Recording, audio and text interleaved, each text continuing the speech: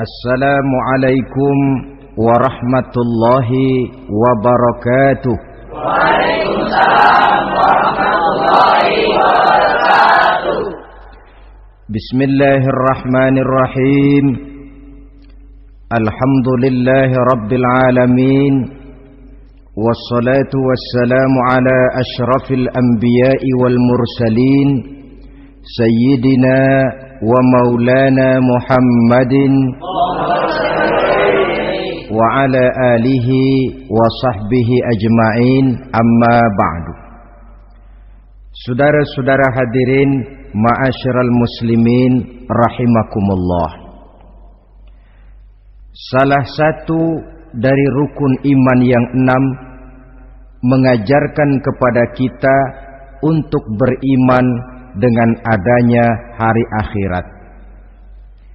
Hari yang dimulai dengan kehancuran alam ini, yang dalam istilah kerennya disebut the last day of the world, di mana air laut tumpah ke darat, planet-planet bertabrakan, gunung meletus, bumi gempa, lalu semua yang bernama hidup mati. Terjadilah kebangkitan setelah mati itu dalam kehidupan yang disebut kehidupan akhirat. Pada kehidupan akhirat itu Allah jelaskan dalam surah Abasa ayat 34, Yauma yafirrul mar'u min akhihi wa ummihi wa abihi wa sahibatihi wa banihi likulli imri'in minhum yawma idzin sya'nun yughnih. Hari di mana setiap orang akan lari dari saudaranya, dari ibunya dan bapaknya, dari istrinya dan anak-anaknya. Setiap orang pada hari itu disibukkan oleh persoalannya sendiri-sendiri. Sehingga sangat boleh jadi hari itu orang tua tidak lagi sempat memikirkan anaknya. Seorang suami tidak lagi sempat memikirkan istrinya. Seorang teman pun tidak akan sempat memikirkan teman. Tiap orang sibuk dengan persoalannya sendiri-sendiri untuk mempertanggungjawabkan kegiatan hidupnya ketika di dunia ini. Dalam keadaan semacam itu, di mana orang disibukkan dengan persoalannya masing-masing, ada 7 golongan manusia yang mereka tenang-tenang saja. Orang lain bingung, mereka kalem. Orang lain kepanasan, mereka mendapat keteduhan. Siapa mereka? Inilah yang akan kita jadikan pembicaraan pada pertemuan kita kali ini. Bersumber dari sebuah hadis di mana bersabda Rasulullah sallallahu alaihi wasallam, Sab'atun yuzilluhumullahu yawma la zilla illa zilluh. Ada 7 golongan manusia, kata beliau, yang di akhirat nanti akan langsung mendapat perlindungan dari Allah. Padahal hari itu tidak ada lagi perlindungan selain perlindungan Allah. Sehingga lantaran Allah langsung yang melindungi mereka, maka mereka tidak merasakan lagi kepanasan akhirat. Mereka tidak lagi merasakan kebingungan. Mereka tidak lagi disibukkan oleh persoalan, lantaran mereka langsung dilindungi oleh Allah subhanahu wa ta'ala. Siapa gerangan yang 7 orang ini? Marilah kita lihat satu persatu dengan harapan mudah-mudahan kita termasuk salah satu di dalamnya. Amin ya rabbal alamin. Manusia pertama yang langsung mendapat perlindungan dari Allah, kata Nabi, imamun adil, pemimpin yang adil. Siapa sih pemimpin itu dan apa artinya adil? Saudara hadirin, Secara umum yang dinamakan adil ialah at-tawassut bainal amraini. Orang yang pandai mengambil sikap jalan tengah dari dua persoalan yang dihadapinya. Biasanya tidak berat ke kiri, juga tidak berat ke kanan. Itu yang disebut adil. Orang yang tidak hanya sekedar bisa menuntut kewajiban dari seseorang, tapi juga bisa memberikan hak kepada orang itu juga disebut adil. Lalu pemimpin itu siapa? Setiap kita adalah pemimpin. Yang besar kecilnya kepemimpinan kita bergantung kepada apa yang kita pimpin. Dan sudah barang tentu bahwa setiap pemimpin akan dimintakan pertanggunggan jawab dari apa yang dipimpinnya.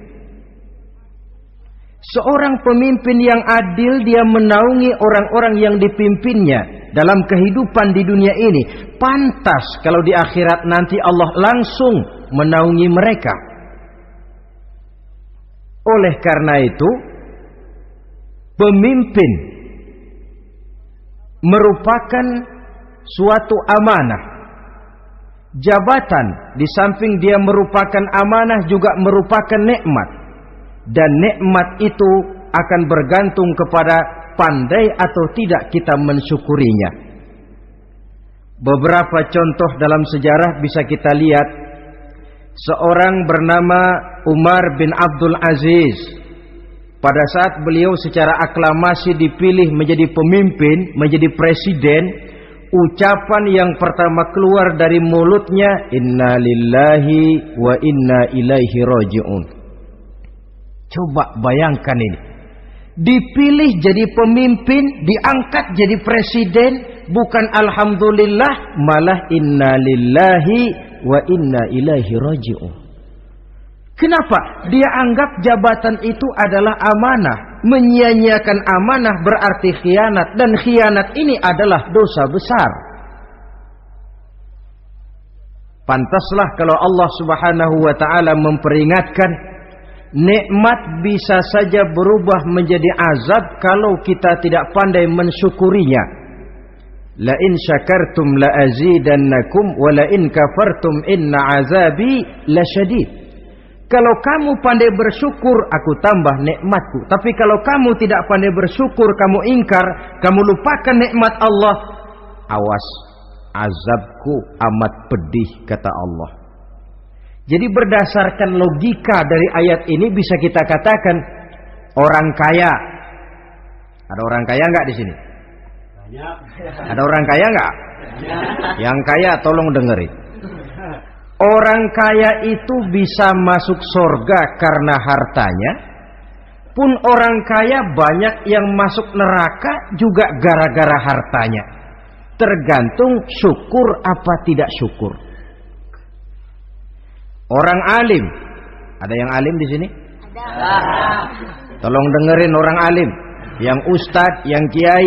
Orang alim bisa saja masuk surga karena ilmunya, dan orang alim pun bisa masuk neraka karena ilmunya. Pejabat, ada pejabat? Banyak. Pejabat itu bisa masuk surga karena jabatannya.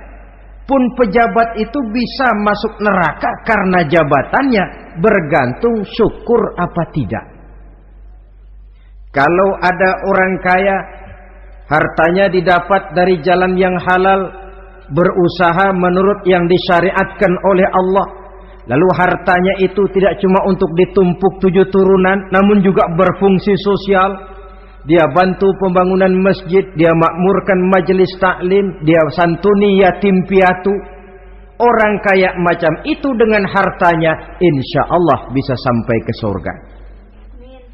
Tapi kalau ada orang kaya, hartanya didapat dari segala macam cara, asal harta tercapai segala cara halal.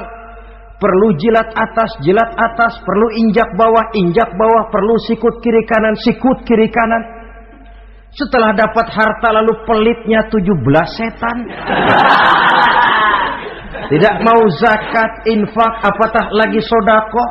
Orang kaya macam itu dengan hartanya bisa masuk neraka. Na'udzubillah min. Ada orang alim, dengan ilmunya dia bimbing umat. Dia katakan yang halal itu halal, yang haram itu haram. Dia katakan yang hak itu adalah hak, yang batil adalah batil. Dia tidak peduli apapun resikonya. Orang alim semacam itu dengan ilmunya bisa sampai ke surga. Tapi kalau ada orang alim, dengan ilmunya dia malah membodoh-bodohi orang yang memang sudah bodoh. Yang halal dibilang haram, yang haram dibikin remeng-remeng. Menjadi penjilat kesana kemari. Orang alim semacam itu bisa masuk neraka karena ilmunya. Begitu juga pejabat, pemimpin. Kalau dengan jabatannya sebagai pemimpin dia berlaku adil, menaungi rakyatnya. Orang besar salah dihukum, orang kecil salah juga dihukum. Tidak hanya pandai menuntut kewajiban, tapi juga pandai memberikan hak. Pemimpin yang adil semacam ini mensyukuri nikmatnya jabatannya, dia bisa sampai ke surga karena jabatannya. Tapi kalau dengan jabatannya dia berlaku sewenang-wenang, yang besar salah didiamkan, yang kecil salah segera ditegakkan hukum, hanya pandai menuntut kewajiban dari rakyatnya tapi tidak pandai memberikan hak, maka pemimpin semacam ini lantaran tidak pandai mensyukuri nikmat, bisa saja nikmat itu berubah menjadi azab. Oleh karena itu saudara-saudara, pemimpin menaungi rakyat, pantas kalau di akhirat nanti Allah langsung menaungi beliau. Siapa pemimpin? Tiap kita. Bapak pemimpin di rumah tangganya, ibu pemimpin bagi anak-anaknya, Pak Lurah memimpin di kelurahannya, Pak Camat memimpin di kecamatannya, pemuda pemimpin bagi dirinya sendiri, akan dimintakan pertanggungan jawab. Kalian para remaja yang hadir di sini memimpin dirimu sendiri. Kau akan ditanya, tanganmu kau lebih banyak gunakan buat apa? Kakimu lebih banyak kau bawa jalan kemana? Lidahmu lebih banyak membicarakan apa? Dan hari pertanggungan jawab nanti kalian jangan berharap akan ada saksi dari luar. Saksinya anggota badan kita sendiri.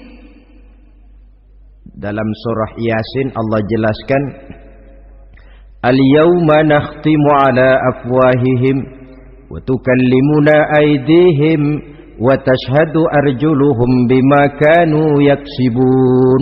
Ada kan di surah Yasin? Ayat berapa? Pokoknya Yasin dah.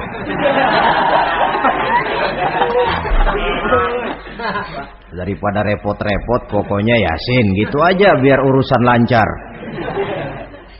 Al-yawma nakhtimu ala afwahihim. Pada hari itu kami kunci mulut mereka. Jadi tidak pandai lagi mulut ini bicara.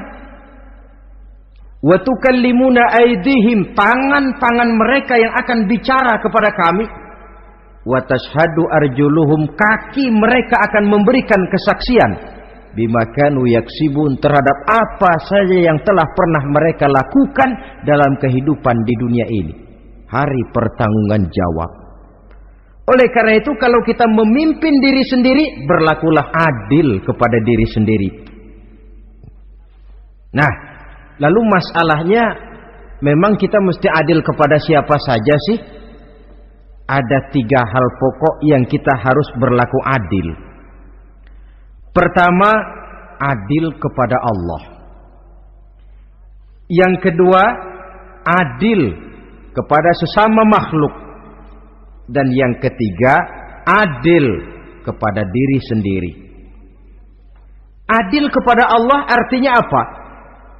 Mendahulukan hak Allah daripada kepentingan pribadi. Kalau sudah datang waktu sholat asar misalnya, walaupun sedang enaknya latihan voli, berhentilah dulu sebentar. Sholat kita adil kepada Allah. Adil kenapa? Dalam contohnya dengan sholat misalnya. Sholat itu kan sehari semalam 5 waktu yang wajib. Betul apa betul? Betul. 5 waktu. Lah sholat itu, kalau sholat bagus, taruhlah 7 menit. Kalau sholatnya itu kilat, 4 menit. Ada lagi yang kilat khusus, nggak pakai perangko, 2 menit barangkali selesai. Taruhlah 5 menit kita ambil yang bagus. Kalau 5 waktu kali 5 menit kan cuma 25 menit. Sementara Allah memberikan kita hidup ini 24 jam sehari semalam.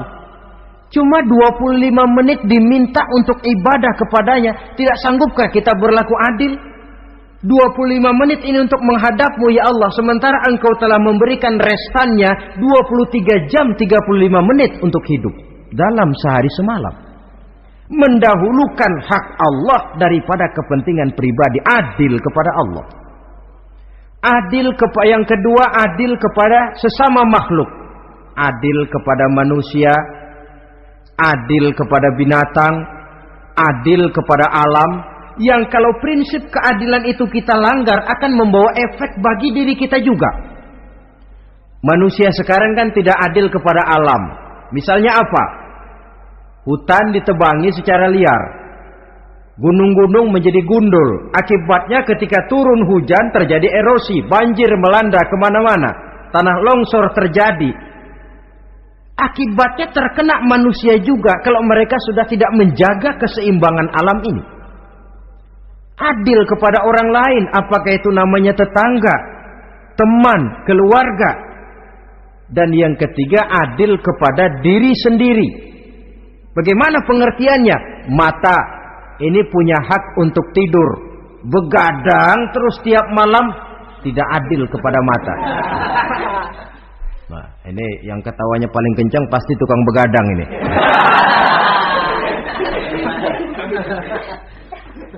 Perut ini punya hak untuk tidur. Puasa saja siang malam mengurangi hak perut. Adil kepada diri sendiri. Untuk kehidupan yang akan datang di akhirat, pasti akan kita temui. Kita yakini keberadaannya. Yang oleh karena itu, kalau kebetulan kita ini adalah pemimpin, sekurang-kurangnya pemimpin bagi diri sendiri, marilah kita berusaha menjadi pemimpin yang adil. Supaya nanti di akhirat, Allah Subhanahu wa ta'ala memberikan perlindungan langsung kepada kita. Amin ya rabbal alamin. Ini yang pertama. Lalu yang kedua, orang yang akan langsung mendapat perlindungan dari Allah, syab nasha'a fi ibadatillah. Orang muda yang tekun beribadah kepada Allah. Anak muda yang rajin ibadah. Kenapa kok Nabi bilang anak muda, bukan orang tua? Apa orang tua yang rajin ibadah Allah enggak senang? Tentu Allah senang. Cuma Allah lebih senang lagi kalau ada anak muda yang rajin ibadah. Sebab apa? Kondisi psikologis. Kalau ada orang tua rajin ibadah, itu mah pantas. Emang udah waktunya. Ada orang sembayangnya rajin, masuk masjid, masuk maghrib, keluar isya, malam tahajud, tahlilnya mantap. Umurnya berapa? 70. Enggak istimewa. Itu memang sudah mestinya. Lagian kalau sudah 70 masih bandel aja, kapan mau taubat? Tapi kalau ada anak muda, darahnya masih mengalir dengan panas, dia masih berusaha mencari bentuk-bentuk kepribadian dalam dirinya, dia masih mudah terpengaruh oleh lingkungan, tapi dia sanggup memblokir itu, disalurkannya di jalan Allah, dia tekun beribadah. Allah cinta betul pemuda semacam itu. Sehingga nanti di akhirat mereka langsung mendapat perlindungan dari Allah Subhanahu wa ta'ala. Selalu pembangunan yang mengarah kepada modernisasi diikuti dengan proses pergeseran nilai. Dalam kondisi semacam ini, kehidupan remaja, pemuda yang masih mencari identitas dan pembentukan kepribadiannya mudah terpengaruh oleh hal-hal yang ada di sekelilingnya. Sehingga sangat boleh jadi apa yang dianggap orang dulu tabu lalu dianggap biasa. Yang aneh-aneh malah dijadikan model. Yang dilarang malah nekat diterjang. Di mana norma dan kaedah-kaedah moral tidak lagi mendapat perhatian yang wajar. Dalam kondisi semacam ini terjadilah proses peluncuran moral. Dan hampir di mana-mana kehancuran suatu bangsa dimulai dengan kehancuran moral daripada generasi mudanya. Oleh karena itu pemuda yang tekun ibadah ini sangat positif dampaknya dalam kerangka pembangunan umat. Pak, ibadah itu apa sih? Kalau jadi pemuda yang tekun ibadah, apa kemana-mana mesti bawa tasbih? Mungkin. Apa mesti pakai peci terus? Boleh jadi. Apa kemana-mana mesti pakai kain sarung? Ya tidak juga. Ibadah kan artiannya luas. Segala perbuatan yang diperintah dan karenanya bertujuan mencapai ridho Allah, itu bernama ibadah. Kalian remaja berangkat menuntut ilmu, pergi pagi pulang siang, membekali diri menuntut ilmu, itu ibadah. Kalian pulang ke rumah, ibu bapak memerintah taat kepada orang tua, ibadah. Membersihkan lingkungan, ibadah. Bahkan jaga di waktu malam pun kalau untuk dengan niat bismillah, saya jaga malam ini untuk ketenangan rakyat supaya mereka tekun dan tenang melaksanakan ibadah, itu tercatat sebagai amal soleh yang bernilai ibadah. Jadi tidak cuma sekedar sujud, tidak cuma sekedar baca Quran, seluruh aspek kehidupan manusia yang diperintah Allah dan yang bertujuan mencari ridho Allah itu bernilai ibadah. Pemuda yang tekun melaksanakan ibadah kepada Allah. Apalagi terutama adik-adik remaja yang hadir pada kesempatan ini, masa muda itu masa yang paling indah memang. Sampai orang Kulon bilang there is not delightful memorize. Iya, barat itu kan Kulon. Saya lebih senang pakai orang Kulon saja. There is not delightful memorize and then the youth moment. Bahwa tidak ada masa yang lebih indah selain masa muda. Tapi masa muda yang katanya indah itu sebentar.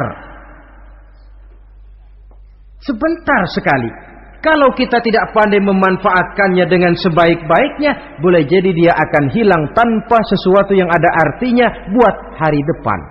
Dan hari depan itu sebagian besar ditentukan oleh masa muda sekarang ini.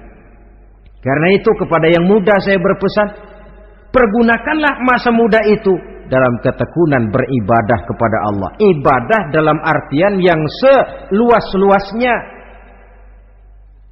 Jangan seperti pepatah orang itu. Kelapa muda katanya kupas-kupasin, kelapa tua tinggal batoknya. Selagi muda puas-puasin, udah tua tinggal bongkoknya. Iyalah, kalau dipuas-puasin dalam arti yang positif, boleh. Mumpung masih muda, puas-puasin nuntut ilmu. Mumpung masih muda, puas-puasin ibadah. Mumpung masih muda, puas-puasin berbakti kepada kedua orang tua.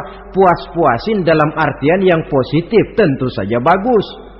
Tapi kalau puas-puasin dalam arti menghambur umur untuk sesuatu yang mubazir, bergadang di pinggir-pinggir jalan, lalu mulai berkenalan dengan morfin, narkotik, ganja, terperangkap oleh budaya-budaya modern yang menyesatkan, terpancing oleh model-model baru yang kelihatannya menarik tapi sebenarnya tidak bermanfaat, entah pada akhirnya akan mendatangkan penyesalan kepada kita saja.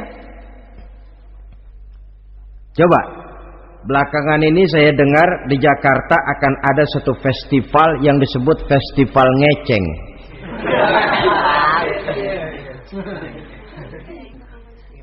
Ngeceng ini kalau bahasa gampangnya nampang. Jadi itu biasanya muda-mudi diri di pinggir-pinggir jalan, pakai kacamata hitam, pakaian warna-warni, rambut dicat sedemikian rupa supaya menarik perhatian. Mereka diri di pinggir-pinggir jalan, nampang, istilah ngepopnya ngeceng katanya. Oh, ini mau diadakan festival, secara langsung atau tidak, festival ini kan mempopulerkan ngeceng jadinya. Yang tadinya orang awam gak kenal, lantaran diangkat ke permukaan jadi terkenal. Kalau sudah terkenal lalu jadi mode. Kalau sudah jadi mode, latahan.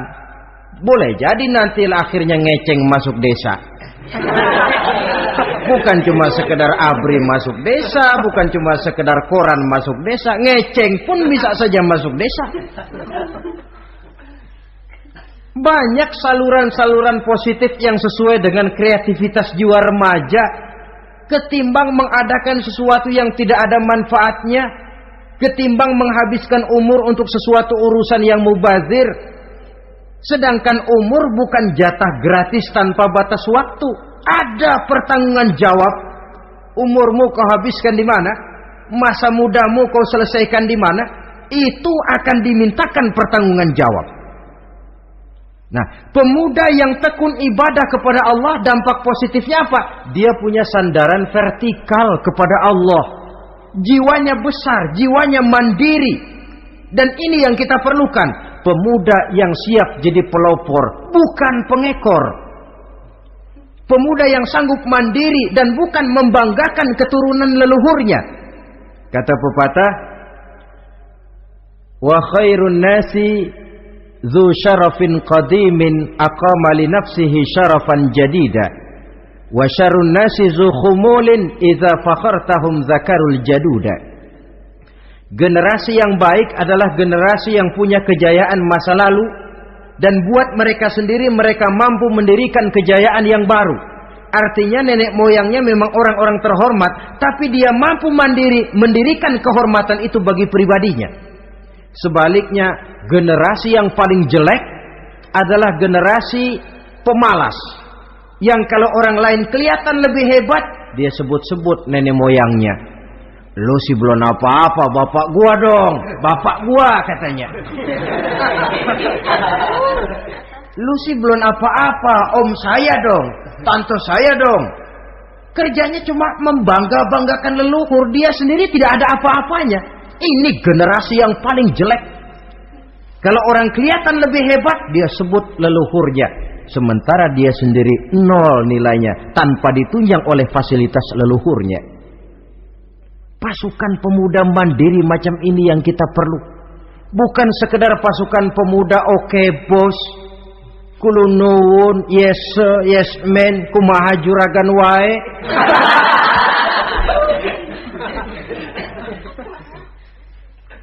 Dan terus terang kita miskin dengan pemuda yang mandiri, yang punya kepribadian, yang berani berkata ya terhadap yang benar dan berani berkata tidak terhadap yang tidak benar. Dari mana ini didapat? Sandaran vertikal dalam bentuk ibadah kepada Allah akan memantapkan jiwa, membersihkan hati, sehingga dia akan berfungsi seperti radar. Sandaran vertikalnya cuma kepada Allah. Inilah dampak positifnya. Karena itu tentu saja kita berharap sekurang-kurangnya pemuda-pemudi yang hadir pada kesempatan ini menjadilah pemuda-pemudi yang tekun beribadah kepada Allah. Amin. Amin.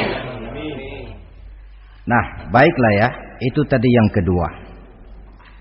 Kita lanjutkan sekarang yang ketiga. Orang yang akan langsung mendapat perlindungan dari Allah. Kata Nabi, rajulun qalbuhu mu'allakun bil masjidi. Seseorang yang hatinya selalu terpaut kepada masjid. Apa arti terpaut kepada masjid ini? Apa orang yang gak pernah keluar-keluar dari masjid? Tentu saja bukan. Apa gunanya di dalam masjid terus kalau kerjanya cuma tidur doang?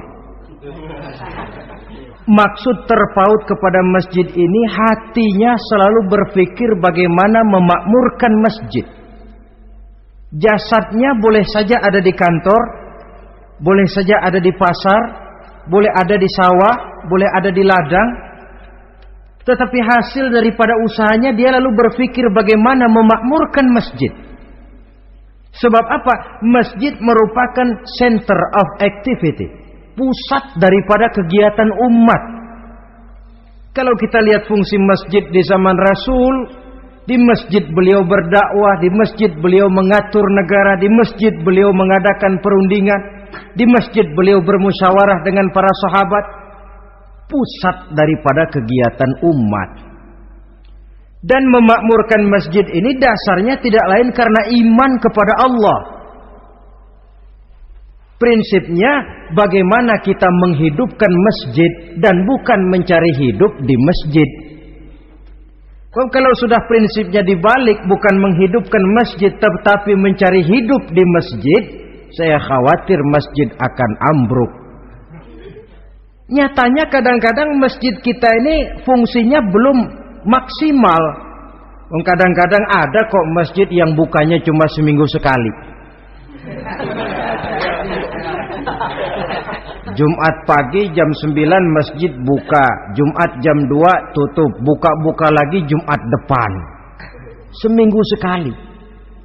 Kelemahan lainnya manajemen masjid, terus terang sajalah kita bicara. Kadang-kadang pengelolaannya ketua masjid bapaknya, khotib mantunya, sekretaris ponakannya, imam Bilal cucunya. Gak ada orang lainnya. Ya kalau bagus kepengurusannya tidak apalah. Tapi kadang-kadang kelemahannya ialah bagaimana menciptakan manajemen masjid yang baik sehingga masjid bisa berfungsi sebagaimana fungsinya di zaman Rasulullah sallallahu alaihi wasallam. Apalagi belakangan ini ada kecenderungan yang membuat kita optimis, gembira. Remaja, pemuda-pemudi mulai gemar datang ke masjid. Berkumpul membentuk remaja masjid, remaja musola, mengadakan kegiatan majelis taklim yang mingguan, yang bulanan, aksi sosial yang semuanya bermuara dari kehidupan masjid. Sesuatu yang menggembirakan. Dan sudah sepatutnya para pengelola masjid membuka pintu untuk bisa mengatur masjid menurut manajemen yang diharapkan oleh umat. Karena bagaimanapun di masjid dua jalur komunikasi, bahasa kerennya two-way traffic communication, itu bisa kita laksanakan, yaitu hablum minallah wa hablum minan nas. Berhubungan kepada Allah dan berhubungan kepada sesama manusia bisa terlaksana di masjid. Berhubungan dengan Allah jelas saja lewat sholat misalnya. Berhubungan dengan sesama manusia jelas saja lewat musyawarah, lewat majelis taklim, lewat kegiatan-kegiatan yang mensyiarkan agama. Dan begitu selanjutnya. Saudara hadirin yang saya hormati, memakmurkan masjid sebagai rumah Allah. Sebab dalam hadis kursi Allah katakan, inna buyuti fil ardi al masajid wa inna zuwari fiha ummaruha. Rumahku di permukaan bumi adalah masjid-masjid, kata Allah. Dan orang-orang yang memakmurkan masjid, orang yang datang ke masjid adalah tetamuku. Kalau Allah memerintahkan kita menghormati tamu, tentu Allah lebih tahu bagaimana menghormati tamunya sendiri. Allah mengajarkan kita, hormatilah tamumu. Sekarang kita yang menjadi tamunya Allah dengan datang ke masjid, dengan memakmurkan masjid, Allah lebih tahu menghormati tamunya. Ini yang ketiga. Yang keempat, hadirin, orang yang langsung mendapat perlindungan dari Allah itu rajulani tahabba fillahi ijtama'a alaihi wa tafarraqa alaihi. Dua orang yang menjalin persaudaraan, yang bertemu dan berpisah karena Allah, bersaudara karena Allah, bukan karena orang punya pangkat tinggi lalu kita temani, bukan karena orang kaya lalu kita dekati, tetapi karena Allah. Kau di jalan Allah, mari kau saudara saya. Kau keluar dari jalan Allah, maaf sajalah, bawalah dirimu sendiri, saya akan membawa diri saya.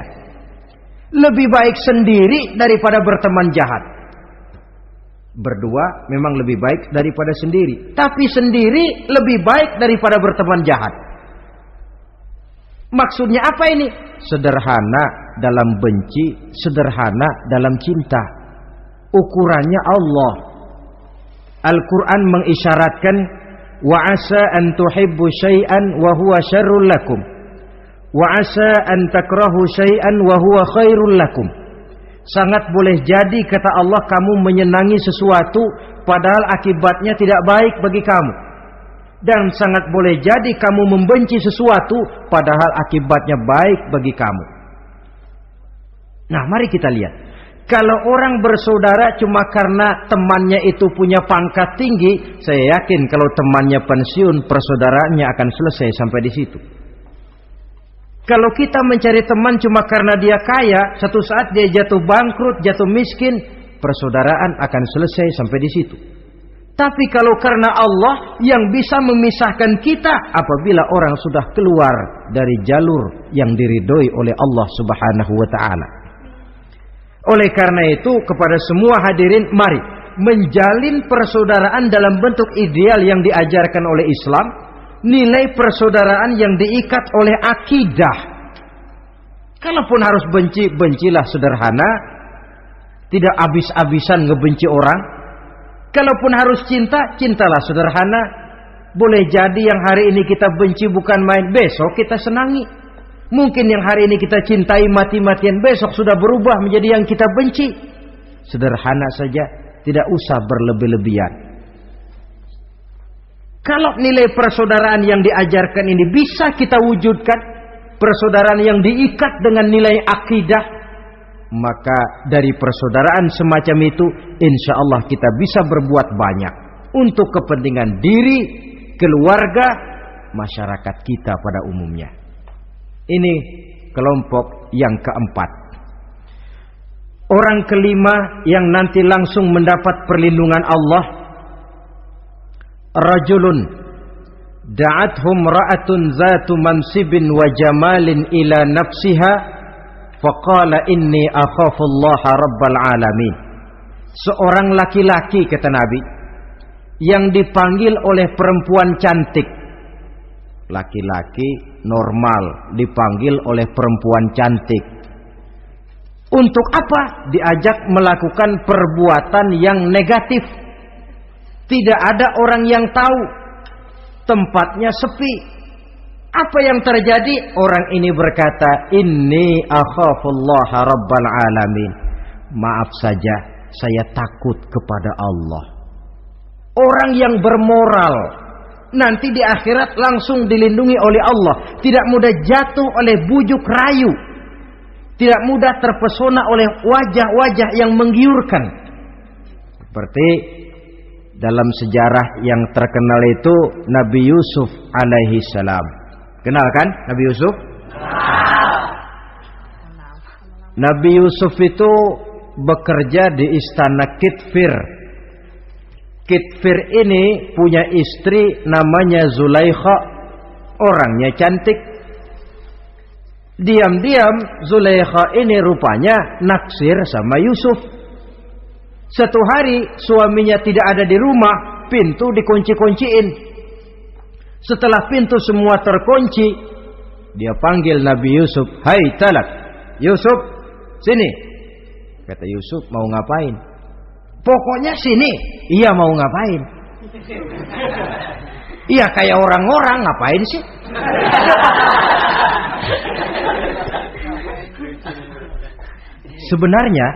Sebenarnya ini Zulaikha senang kepada Yusuf, Yusuf pun demikian. Walaqad hammat bihi wa hamma biha. Zulaikha menyenangi Yusuf, Yusuf pun menyenangi Zulaikha. Tapi apa? Walaula an ra'a burhana rabbih. Andai kata Yusuf tidak melihat peringatan Tuhannya, letter S. Yusuf, ini bukan pekarangan ente, dilarang parkir di sini. Sehingga walaupun tidak ada yang tahu, tidak ada yang melihat, Nabi Yusuf selamat dari bujuk rayu Zulaikha. Mempertahankan nilai-nilai moral di tengah kemajuan zaman memang merupakan pekerjaan yang tidak ringan. Merupakan pekerjaan yang sangat berat. akan ada saja cobaan, akan ada saja gangguan yang kita temui di sepanjang perjalanan hidup ini. Tapi sebaliknya, kalau orang sudah tidak lagi menjunjung moral yang tinggi, lalu hidup menurut selera sendiri-sendiri, ya kita lihatlah lahirnya kebudayaan kumpul kebo yang diawali dengan free sex yang mengarah kepada Samenleven alias hidup bersama tanpa nikah. Memang sebabnya boleh jadi macam-macam. Mungkin karena broken home, nggak merasa diperhatikan di rumah, ibu bapak sibuk, lalu anak mencari kesibukan sendiri. Mungkin karena tekanan ekonomi dalam kehidupan miskin, lalu ada yang menawarkan kerjaan, tidak taunya malah dilemparkan ke lembah hitam. Mungkin juga karena pengaruh pergaulan dari lingkungan baik-baik, lalu berteman dengan yang tidak baik, hanyut ditelan arus pergaulan. Mungkin juga pengaruh kebudayaan yang dia tonton, buku yang dia baca, film yang dia lihat, ikut mewarnai dan membentuk kepribadiannya. Tapi apapun alasannya, satu hal yang jelas, semuanya berangkat dari rapuhnya pegangan orang kepada nilai-nilai agama. Sebab sumber nilai moral yang tertinggi tidak lain agama adanya. Intinya apa? Intinya tidak lain, orang yang beragama itu meyakini bahwa kemanapun dia pergi, dimanapun dia berada, Allah selalu melihat yang dia lakukan. An ta'budallaha ka'annaka tarahu fa illam takun tarahu fa innahu yaraka. Begitu yang kita pelajari dalam ihsan. Engkau beribadah kepada Allah seolah-olah kau lihat Allah. Kalaupun Allah tidak kau lihat, yakinlah Allah melihatmu. Jadi kalau saya sendiri, yang kedua itu Allah. Dibujuk rayu oleh cewek cakep, ayo dah bang, gak ada orang, kita cuma berdua. Dia bilang enggak, kita enggak berdua, bertiga. Berdua bang, bertiga. Yang ketiga siapa? Lu, gue, Allah, tiga.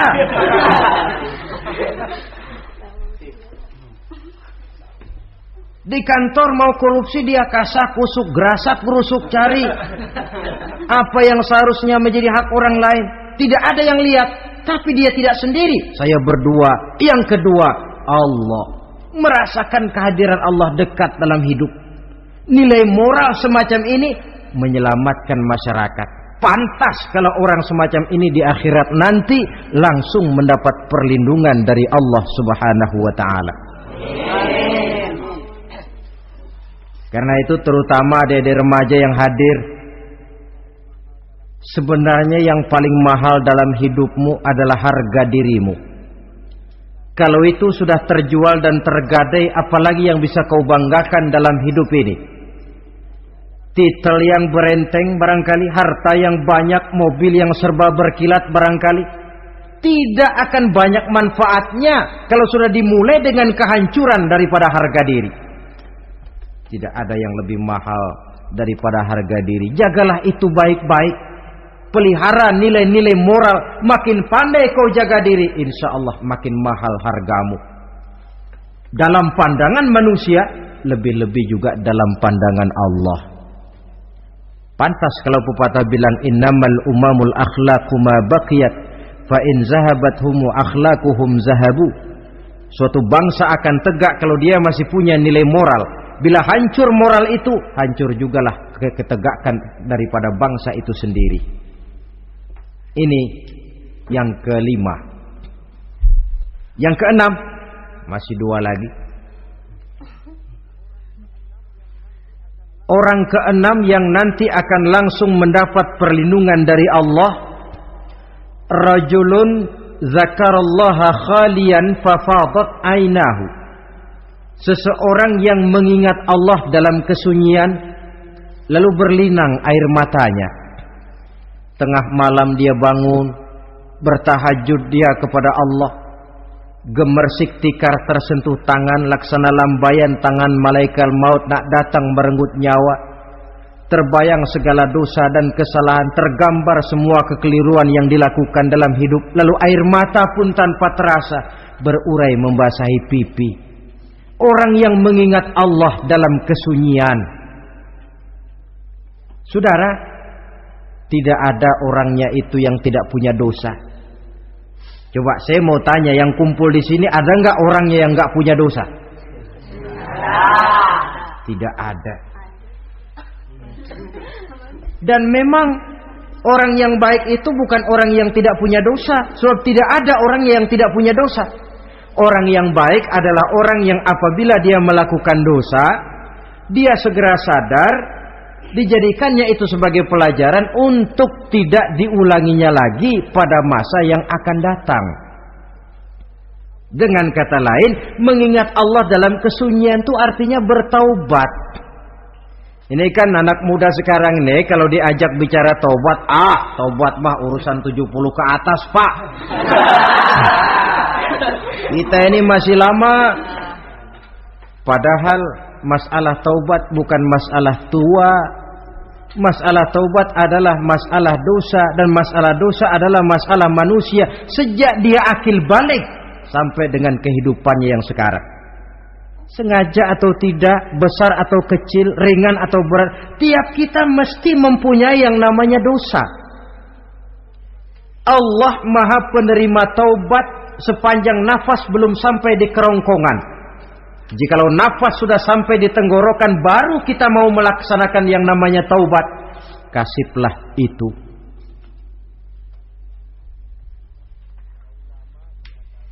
Para ulama mengatakan, la saghair ma'al istimrar wala kabair ma'al istighfar. Tidak ada dosa kecil kalau ditumpuk terus, dan tidak ada dosa besar kalau diikuti dengan istighfar, permohonan ampun kepada Allah. Jadi jangan menganggap ini dosa kecil, ini dosa kecil, ditumpuk-tumpuk lah jadi gede juga. Tidak ada dosa yang kecil kalau dikerjakan terus-menerus, dan tidak ada dosa yang besar kalau diiringi dengan istighfar. Dalam kehidupan ini apabila dosa sudah bertumpuk, maksiat merajalela, munkarat menjadi jadi, Allah tidak akan segan-segan menurunkan azab.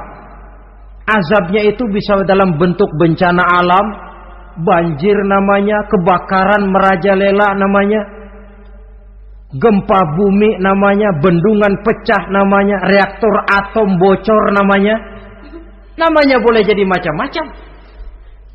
Sebab apa? Al-Quran memberikan jaminan, wa ma kana Allahu liyu'adzibahum wa hum yastaghfirun. Allah tidak akan menurunkan azab selama di tengah masyarakat manusia masih banyak orang yang istighfar kepada Allah.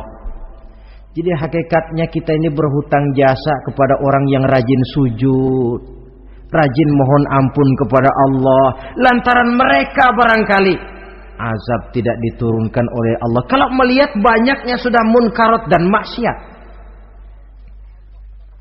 Mengingat Allah dalam kesunyian, tengah malam, waktu yang mustajabah, terutama sepertiga malam yang akhir, situasinya lain. Gak percaya boleh coba lah, nyoba kan gak bayar.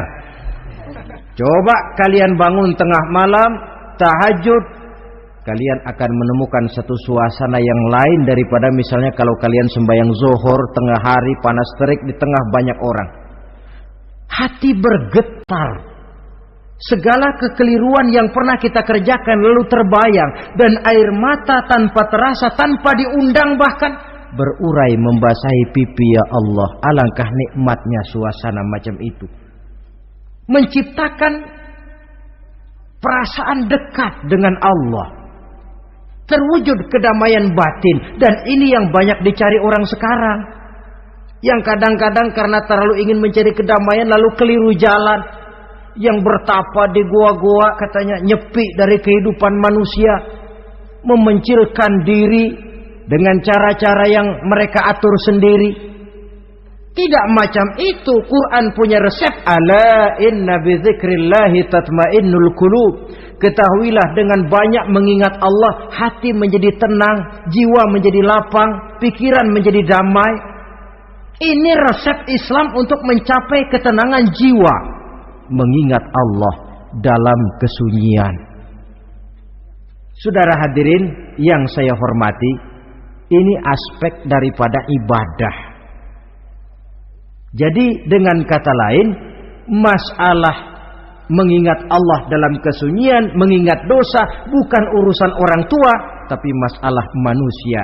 Siapapun adanya, sejak dia akil balik, mesti entah kecil besar, entah sedikit entah banyak, ada kesalahan yang dilakukannya. Karena itu, kalau kita masih diberikan kesempatan untuk hidup, artinya Allah masih memberikan kesempatan kepada kita untuk memperbaiki diri.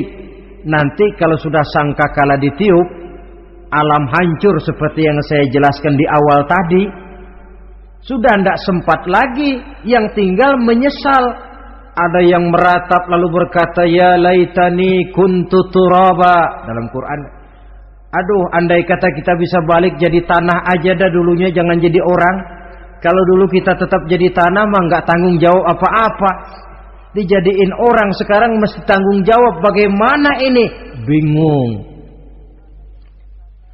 Ada yang berkata, ma aghna anni maliyah halka anni sultaniyah. Ternyata harta yang saya bangga-banggakan tidak bawa manfaat hari ini. Ternyata jabatan yang pernah saya duduki malah merusak saya hari ini. Tinggal lagi penyesalan karena kelalaian memanfaatkan waktu hidup dalam kehidupan di dunia ini. Karena itu pandai-pandailah membagi orientasi. Ada saatnya kita sibuk tenggelam dalam berbagai urusan dunia, lain saat tenggelam dalam kefanaan dan kesunyian, membekali diri untuk kehidupan akhirat nanti. Sebentar meninggalkan dunia, rekes kepada Allah, mi'raj, naik menghadap Allah, supaya terwujud keseimbangan untuk mencapai fid dunya hasanah wa fil akhirati kebahagiaan dan kebaikan di dunia maupun di akhirat nanti. Inilah golongan yang keenam, orang yang langsung mendapat perlindungan Allah, yang mengingat Allah dalam kesunyian. Yang ketujuh, yang terakhir, orang yang langsung mendapat perlindungan dari Allah di akhirat nanti, rajulun tasaddaqa bi sadaqatin fa akhfaha hatta la ta'lama shimaluhu ma tunfiqu yaminuhu. Seseorang yang bersedekah, lalu dia ikhlas dengan sedekahnya sehingga tangan kirinya tidak tahu apa yang diberikan oleh tangan kanannya. Orang yang pemurah, orang yang menyadari bahwa apapun yang dia punya dalam hidup ini cuma sekedar titipan. Fungsinya lalu seperti keran, menyimpan air tapi untuk disalurkan lagi kepada orang yang memang memerlukannya. Alangkah nikmatnya kalau Allah memberikan kepercayaan kepada kita untuk menjadi penyalur, distributor rezeki. Kalau kita ingat kemari, berpikir ke sini, kita tidak akan sayang lagi. Enak saja yang peras keringat banting tulang cari rezeki saya, sampean datang-datang mau minta. Lah, mungkin rezeki dia tapi lewat tangan kita. Satu kehormatan dari Allah kalau kita dijadikan seperti keran, menyimpan air tapi tidak untuk dirinya sendiri, disalurkannya kepada orang-orang yang memang memerlukannya. Tidak ada orang jatuh bangkrut lantaran bersikap pemurah, dan tidak ada orang jadi kaya raya lantaran dia bakhil atau pelit bin kikir alias medit.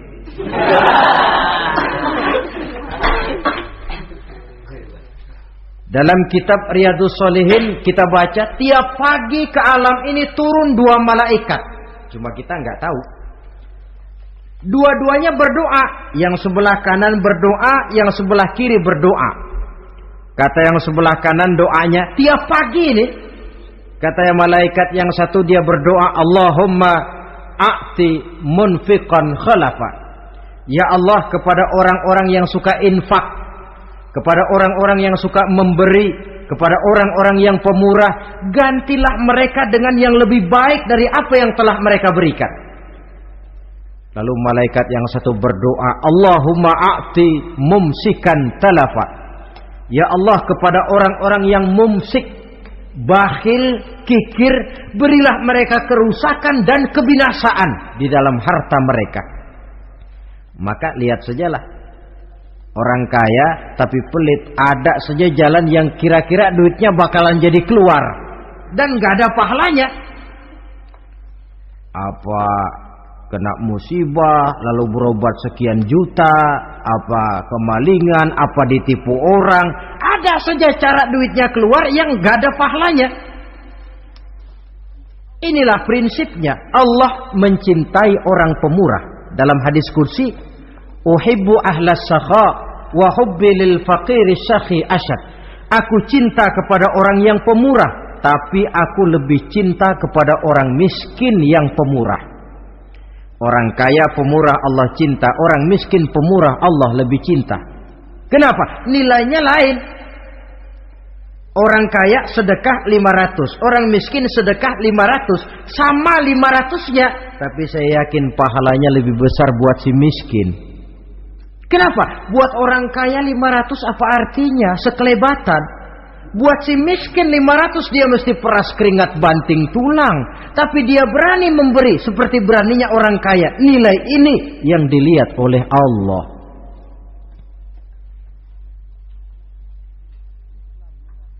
Islam mengakui hak milik pribadi, tapi harus berfungsi sosial.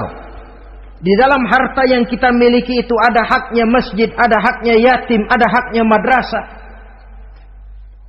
Dan Allah Subhanahu wa ta'ala bisa, saya katakan di awal tadi, merubah nikmat menjadi azab kalau kita tidak pandai mensyukurinya. Bersyukur kalau diberikan harta artinya mempergunakan harta itu sesuai dengan kehendak yang memberinya. Allah memberikan harta kepada kita. Apa yang Allah kehendaki? Supaya harta itu berfungsi sosial. Milik pribadi silahkan, tapi berfungsi sosial dalam kehidupan. Kita terus terang saja, umat Islam ini bukan tidak punya potensi, tapi tidak pandai menginventarisir potensi. Apa tidak ada orang Islam yang kaya? Banyak. Yang belum banyak yang mau berbuat atas nama dan untuk kepentingan agamanya. Kalau buat pribadinya berani bukan main. Itulah yang sering diungkapkan orang, pembangunan pesantren terlunta, ya, asrama yatim piatu tidak terurus. Ada orang membangun masjid, meletakkan batu pertama sekaligus jadi batu terakhir. Setelah itu la yamutu wa la yahya, mau dibilang hidup tidak kelihatan geraknya, mau dibilang mati pun tidak ketahuan kuburannya. Kurangnya kesadaran akan arti amanah dan titipan dari Allah. Lahirlah Korun-Korun abad 20. Kalian tahu sejarah Korun? Saking kayanya Korun, kunci gudang hartanya itu saja onta yang bawa. Itu baru kunci itu. Onta yang bawa. Ketika orang tanya, "Anna laka hadza ya Korun?" Hartamu begini banyak, dari mana kau dapat Korun? "Ya saya usaha, tidak ada hubungannya sama Tuhan," katanya. Apa yang terjadi? Lantaran kekurang ajarannya melupakan nikmat, Korun dan seluruh harta bendanya ditenggelamkan Allah oleh gempa bumi.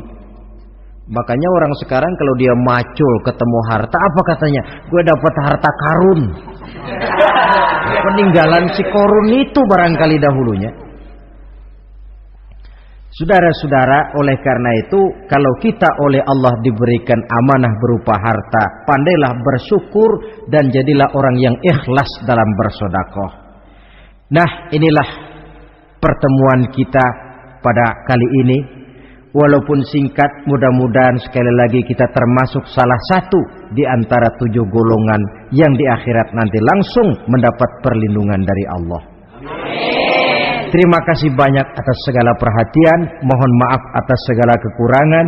Usikum wa nafsi bitaqwallah. Wassalamualaikum warahmatullahi wabarakatuh.